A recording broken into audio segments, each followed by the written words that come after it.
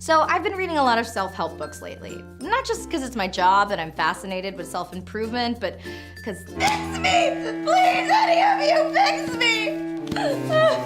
I'm broken. And one that I read that was incredibly thought-provoking was Brené Brown's The Power of Vulnerability. Though the book has a lot of amazing insights, the one I want to talk about today is about play.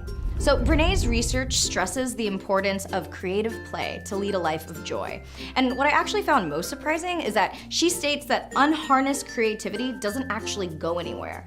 Instead, if you're not utilizing your creative self, it manifests itself as stress, judgment, anxiety, and so much more awful stuff. And I thought this explains so much to me. Because you know people who are like, oh well, no, I don't do any of that losery stuff. I mean, painting is just pointless and dancing makes you look dumb and pottery is just for idiots. I mean, I'm a super serious lawyer and I do incredibly serious lawyer stuff. I feel like we all know someone who just totally looks down on any kind of hobby or creative endeavor, and they're all just kind of bitter, right? And I was like, oh, this is why, because they're not being creative, so all this repressed energy is just making them very unpleasant. And I know what you're thinking. Anna, you're just saying that because it's your job to be creative. I mean, some of us don't have that luxury. Some of us have families, careers in non-creative fields, and like hundreds of cats to take care of. First of all, you can play with your cats. And second, if you have a career in a creative field, I don't think that necessarily means you're using your creative energy. Let me explain. So Brené Brown describes two factors that determine play. They are one, you never want it to end, and two, it has no discernible purpose. And when I heard this, I was like, wow, I don't know what in my life actually meets these two categories. Even though I get to be creative all the time, it doesn't necessarily feel like play. I mean, it kind of feels like work.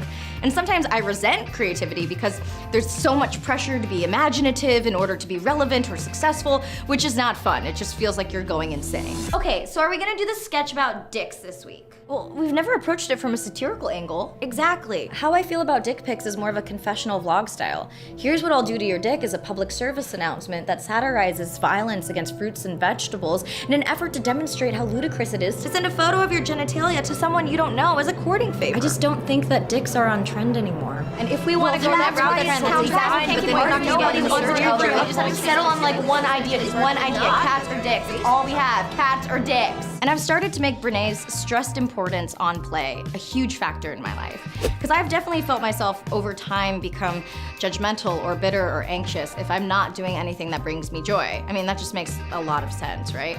And who wants to hang out with someone who is all those things?